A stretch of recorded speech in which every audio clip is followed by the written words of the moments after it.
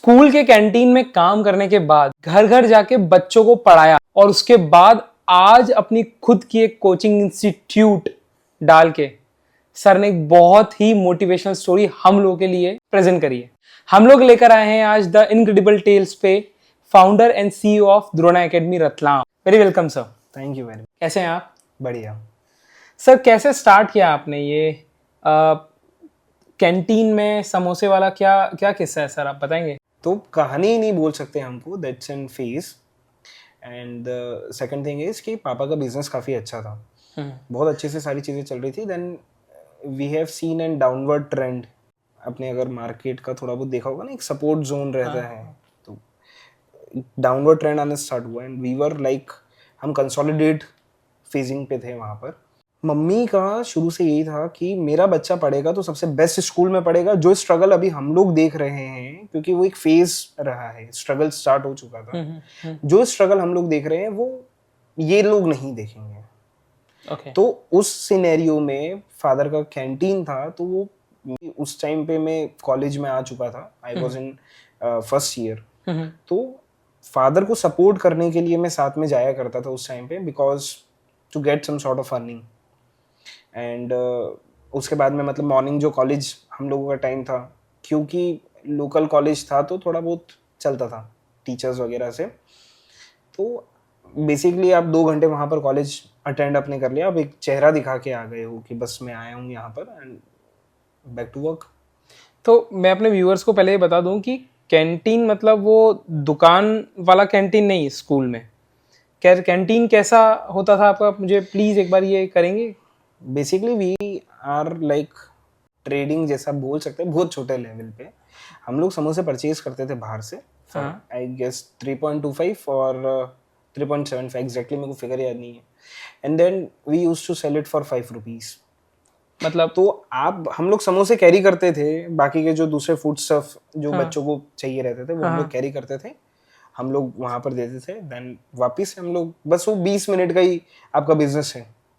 जो जर्नी है उससे मैं ये समझ पा रहा हूँ कि जो हम इंडिया के जो बहुत सारे बच्चे जो बहुत कम उम्र में ये अपने कंधे पे ये बेड़ा उठा लेते हैं फैमिली को सपोर्ट करने वाला, आई थिंक ये हम इंडिया में ही देख सकते हैं। ये जो ये व्यूअर जो देख रहे हैं वो आई थिंक रिलेट भी कर पाएंगे, क्यों कहीं ना कहीं अपनी मजबूरी के कारण अपनी चीज़ों को छोड़ के अपनी फैमिली के लिए आज वो बहुत कुछ स्ट्रगल करके काम कर रहे हैं।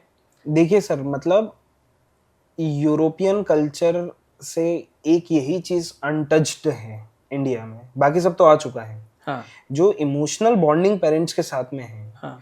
जो हम लोग फील कर पाते हैं कि वो लोग क्या फील कर रहे हैं अभी करंट सिनेरियो में, करंट सिचुएशन में, कैसे हम उनके पेन को रिड्यूस कर सकते हैं। करेक्ट। वो अनटच्ड है, वो अनटच्ड ही रहे तो अच्छा है। इससे ना एक किस्सा मेरे को याद आता है सर। मैं जब नेदरलैंड्स था अभी, when I was in Europe, I am a software engineer by profession. So वहाँ पर I heard like to meet your parents you have to take the appointment.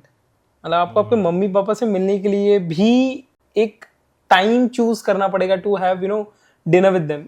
और हम इंडियंस कितने फॉर्चुनेट हैं कि हम हमारे मम्मी पापा के साथ जो वक्त मिलता है हम उनके साथ रह सकते हैं, उनसे बात कर सकते हैं, उनके साथ खा सकते हैं, लड़ सकते हैं। अच्छा नहीं लग रहा है रात में सारी परेशानी को लेके आप माँ की गोद में सो भी सकते हैं। वो मतलब one of the finest place on the planet. मतलब अगर मेरे को वापिस से भी अगर भगवान पूछे कहाँ पर जाना है तो India. Then how you started the institute? Actually ना, I was not very much clear about my future in early age, जो यूजुअली सारे बच्चों के साथ रहता ही है। आज क्या है ना, स्कूल के टीचर्स पर्सनली मेरे को आके नहीं बोले बेटा क्या करना है आके बैठ, या फिर मैं उतने मेरे पास गट्स भी नहीं थे कि मैं जाके पूछूं। और ना स्मार्टफोन उस टाइम पे हुआ करते थे कि मैंने डाल दिया कि आफ्टर 10th क्लास मेरे पास क्या क्या फील्ड है, कॉमर्स में मैं क्या क्या कर सकता हूँ, नहीं पता था। मेरे को इतना पता था पीसीएम से इजी कॉमर्स होते हैं उस टाइम पे। मैं कॉमर्स में गया, विथ मैथ्स मेरा थोड़ा सा बेसिकली अच्छा था। 11th-12th गया, कुछ दोस्त आए बोले कि सीपीटी कर लेते हैं, सीए बन जाते हैं। क्या करते हैं नहीं पता, दोस्त कर रहे हैं, चलते हैं, कर लेते हैं। ठीक है, सीपीटी दिया, क्लियर हुआ। फिर थोड़ा सा वहां से समझ में आया कि क्यों, मतलब मेरी जो थिंकिंग थी वो मैं आपको बताता हूँ। मैं किसी पर्टिकुलर चीज को क्रिटिसाइज नहीं कर रहा हूँ। अगर मैं किसी चीज के लिए पैसे देके वो काम अगर मैं कर सकता हूँ, और मेरा बेसिक इंटरेस्ट जो बेसिक फाउंडेशन है वो भी नहीं बन रहा था वहाँ पर, फिर वो मैंने उसको छोड़ा। फिर मेरा एक और दोस्त आया, why don't we start with the competitive examinations, railways. मैंने बोला ठीक है ये भी करके देख लेते हैं। There I met one of my finest teacher आप बोल सकते हैं। अब यकीन मानिए, there I got to know what do you mean by IAS, what is UPSC, what is an administration, how they run under the government for the government. वहाँ से मेरे को समझ में आया। तो फिर मैंने सोचा कि नहीं भाई अब करना है, UPSC करना है। मैंने सर से पूछा what I have to do for that. Basic ये बोले कि सबसे पहला the foundation level is to read the NCERT from 6th to 12th standard. तो ठीक है भैया, वो पढ़ना है, थोड़ा बहुत स्टार्ट करा, क्योंकि बहुत अच्छे स्कूल से मैं था तो इंग्लिश वगैरह में ऐसा कुछ प्रॉब्लम नहीं रहा है, तो मेरे लिए उतना ज़्यादा टफ नहीं था। So I was searching for the best part for the revision, and somehow आप इसको बोल सकते हैं कि किस्मत जो आपको कहीं पे एक पर्टिकुलर जगह पे साथ में लेके जाना चाह रही थी। तो I got some inquiries for teaching. अब 8th स्टैंडर्ड में सबसे पहले ना आप अगर देखेंगे तो the best part was the history. मैंने जब सिलेबस खोल के देखा कि what I have to teach, क्योंकि पढ़ाया तो कभी है नहीं, आपने करा क्या है। I was like average student, college गया नहीं ढंग से पूरा, है ना, एंड मेरे को किसी को पढ़ाना है। 8th standard CBSE same school जहाँ से मैं पढ़ा हूँ। तो मैंने सिलेबस खोल के देखा, इसमें अच्छा मुगल एम्पायर है, मिडाइवल इंडिया है, 1857 का रिवॉल्ट है। मैंने बोला भाई मजे आ जाएंगे, आंसर राइटिंग में काफी ज्यादा प्रैक्टिस मिलेगी। UPSC क्योंकि दिमाग में उस टाइम पे इस तरीके से एंटर हो चुका था that I have to crack this particular examination. Struggle बहुत देख लिया, इधर मेहनत करके अब इसको फोड़ेंगे अपन। बच्चों को पढ़ाने स्टार्ट करा रिवीजन के लिए। आप उसको बोल सकते हैं थोड़ी सी बायसनेस थी उस टाइम पे, ताकि मेरे को अपना पर्सनल बेनिफिट दिख रहा था। करेक्ट। और साथ में मतलब दो आप चीजें बोल सकते हैं, एक तो अर्निंग हो रही थी जिससे फाइनेंशियली हम लोग स्टेबिलिटी भी आ रही थोड़ा सा मतलब कि हाँ यार मैं एटलीस्ट अपने कुछ चीजें वहां से कर पाऊं। घर वालों को सपोर्ट करना तो ठीक है, क्योंकि घर वालों का सपोर्ट बेसिकली मतलब कि अगर मैं खुद की चीजें भी अगर मैं खुद से देख पा रहा हूँ, जब मैं 2nd ईयर में हूँ, अगर मैं सारी चीजें अगर मैं अपने बिहाफ पे सारी चीजें मैं मैनेज कर पा रहा हूँ, तो दिस इज हाउ कि भैया मेरे को पैसा मिल रहा है, मेरे को रिवीजन मिल रहा है, साथ में मेरे को मोटिवेशन भी मिल रहा है, सारी चीजें हैं।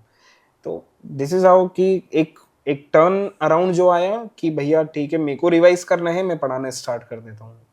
तो मैंने पढ़ाना स्टार्ट करा, फिर धीरे धीरे धीरे। कितने बच्चों से स्टार्ट किया था सर आपने? 2। आज कितने बच्चे हैं? 180।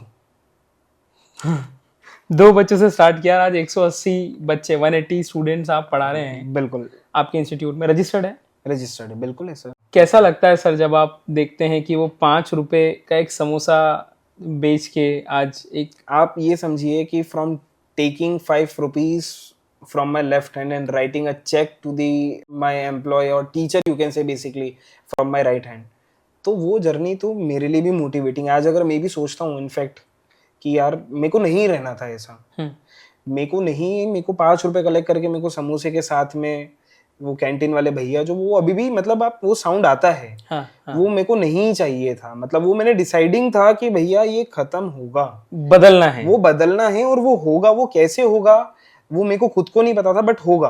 बट जैसे ही मैंने UPSC, what I was thinking, मैं इतना हाईली मोटिवेटेड था UPSC को लेके, मैं 1 साल के अंदर तो इसको फोड़ दूंगा। मेरे को नहीं पता था इन डेप्थ क्या चीज है, इतना टफ है। वो डिफिकल्ट। स्मॉल टाउन स्टूडेंट्स जो कभी बाहर निकले नहीं हैं, उनको नहीं पता होता है, और गाइड करने वाले कोई होते नहीं है। बिल्कुल। तो जितना मेरे को सर से पता चला, उन्होंने मेरे को बस ये चीज बताई थी UPSC है, ऐसा वैसा हम लोग करते हैं, ये सारे फील्ड्स है और ये सारी चीजें होती हैं। तो अपना टारगेट तो फिर था कि भैया अगर मेहनत में कर ही रहा हूँ और मैं जानता हूँ कि मेरी कैपेबिलिटी क्या है, मेरे को पता है कि मेरा कैलिबर क्या है, अगर मेरे को कोई चीज लगा है कि इसको खत्म करना है तो वो होगी, वो मैं जानता था। प्रॉब्लम ये था कि मैं सच में इमोशनली अटैच्ड हूँ। आज मेरे घर वाले इतनी मेहनत करके स्कूल में जाके ये चीज बोल रहे हैं कि इस बच्चे की फीस आप माफ कर सकते हैं क्या, और उस फेज में अगर मैं फाइनल में अगर फेल हो जाऊं या सप्लीमेंट्री मेरे को आ जाए, तो मेरे हिसाब से ये मेरे लिए उससे ज्यादा डीमोटिवेटिंग हो ही नहीं सकता था। तो उसको खत्म करने के लिए करा। तो आई वॉज कि भैया फोड़ेंगे तो UPSC ही करेंगे। एक बार माइंड में बैठ गया था, वो कीड़ा लग गया था, तो बस फिर तो पढ़ाना स्टार्ट करा, रिवीजन होते गया और तोड़ते गए आगे। फिर UPSC को क्यों छोड़ा? टू बी वेरी ट्रू, मैंने एक भी अटेम्प्ट नहीं दिया यूपीएससी का। रीजन उसके पीछे बताता हूँ। इंडियन आर्मी के बारे में सर ने बताया हाउ टू एंटर। उसमें ना स्पेशल फोर्सेस होती है एक्चुअली, पैरा कमांडोज की। तो फिर मैंने सोचा कि अपन उसको थोड़ा सा, आप रीजन समझिए उसके पीछे। यूपीएससी इज एन ऑर्गेनाइजेशन, तो यूपीएससी सिविल सर्विसेज के लिए भी एग्जामिनेशन कंडक्ट कराता है, और सीडीएस जिसको बोलते हैं सिविल कंबाइंड डिफेंस सर्विसेज, उसके लिए भी एग्जामिनेशन कंडक्ट कराता है। एट द एंड आप कर यूपीएससी रहे हैं, बट मेरे को ये चीज मिल गई थी कि आप उसके साथ में, क्योंकि जब मेरे को पहले पता चला कि भैया एक आईएएस है, एक आईपीएस है, मेरे को नहीं पता था इंडियन आर्मी में रिक्रूटमेंट कैसे होता है। तो वो मेरे को जब पता चला तो मेरे को उसमें और ज्यादा थ्रिल लगा। मतलब आप इनफैक्ट ये मानिए कि जब डिस्कशन हो रहा था तो मेरे को पता है अंदर से ये फील आ रहा था, I don't want to sit in a plane for the first time, मेरे को जंप करना है वहां से विद अ यूनिफॉर्म। तो वो फेज तक मैं चले गया था, देख के था ना भाई अब इसमें एंटर करेंगे। और उसमें मैंने क्लियर भी करा था एफकेट एग्जामिनेशन, और सारी चीजें हुई थी। फिर क्यों नहीं गए आप? बिजनेस सेट हो गया था। अब हम लोग बनिया फैमिली से बिलोंग, घर वाले मतलब डिफेंस का कोई बैकग्राउंड नहीं, उतनी मेहनत करी, बिजनेस भी अपना साइड बाय साइड पूरा सेट होते गया। जहां पर 8-10 बच्चे धीरे धीरे हुए, वो कब कन्वर्ट होके, कब फैकल्टीज रखाते हुए, कब 180 में कन्वर्ट हो गए, बिजनेस सेट हो रहा है, इनकम स्टेबल हो गई, पूरी फैमिली स्टेबल हो गई, सब बढ़िया चल रहा था। फिर आता है कि भाई आपका सिलेक्शन हो गया। घर वाले they asked me question why. Typical Indian family. मैंने बोला कि भैया मैं इमोशनल हूँ। मदर स्टार्टेड क्राइंग कि इज दैट नेसेसरी, सीरियसली, क्योंकि मेरे जो एक एल्डर ब्रदर हैं वो पहले ही बाहर है। तो वही वाली बात है कि मम्मी पापा फिर अकेले घर पे। करेक्ट। वो थोड़ा सा रहा। तो क्या ये द्रोणा एकेडमी अंत है? मतलब is this the final destination, और या कुछ और नया? सर आप ना मेरे को जर्नी के बीच में से उठा के लेके आए अभी, तो वो डेस्टिनेशन तो कैसे ही हो सकता है ना। इन बिटवीन तो आप बोले कि चलिए एक पॉडकास्ट करते हैं आपके साथ में, तो अभी तो ट्रैक पे ही है सर। अभी तो डेस्टिनेशन तो क्या ही है। यही तो सुनना था सर, मतलब यही तो पॉइंट है इस पूरे होल पॉडकास्ट का, कि यहाँ पर जो भी आए वो ये बोले कि ये अंत नहीं है, ये शुरुआत है। ये तो शुरुआत है ना सर, डेफिनेट। फिजिक्स में ना फार पॉइंट जो होता है ना आपका विजन का, वो इन्फिनिटी होता है। करेक्ट। नियर पॉइंट आपका 25 सेंटीमीटर है। जब फार पॉइंट इन्फिनिटी है तो डेस्टिनेशन तो सर कैसे ही मिलेगा। करेक्ट है ना, आपको चलना है। अब वो देखते हैं कहाँ तक जाते हैं, क्या सारी चीजें रहती है। आप हमारे व्यूअर्स को ना सर क्या बताना चाहेंगे? मतलब कि जो लोग अभी अपने कंफर्ट जोन में हैं, those people who are thinking कि यार मुझसे नहीं होगा, उनको आप क्या बोलना चाहेंगे? हिस्ट्री में ना जब मैं प्रिपरेशन कर रहा था तो उस टाइम पे ना टीपू सुल्तान ने एक बात बोली थी वहां पर, मतलब मैंने पढ़ा था basic, it's better to live like a lion for one day than to live like a sheep for the entire life, live like a jackal for the entire life. ये चीज बोली गई। तो आप अगर जीना चाहते हैं, जो लाइफस्टाइल आप सोच रहे हैं, जो अचीवमेंट आपके पास में होना चाहिए जो आप सोच रहे हैं, उसके लिए आपको कंफर्ट जोन से बाहर निकलना पड़ेगा। आपको डिस्ट्रैक्शंस को जितना कट कर सकते हैं कट करना पड़ेगा। जो पर्टिकुलर फील्ड में आप काम कर रहे हैं उसमें वर्क करिए, डेफिनेटली सक्सेस तो मिलेगा, क्यों नहीं मिलेगा। क्या ये जो हमारे पॉडकास्ट की टैगलाइन है, क्या उससे ये मैच करता है आपका स्टेटमेंट कि अगर मैं कर सकता हूं तो कोई भी कर सकता है, आप भी कर सकते हैं? बिल्कुल ना सर, क्यों नहीं हो सकता है। मतलब आप समझिए कि जब पहला स्टेप मैंने भी लिया था ना, तो मेरे को नहीं पता था I am going to land here. Thank you so much for joining us here, and I wish you more success in your life coming in.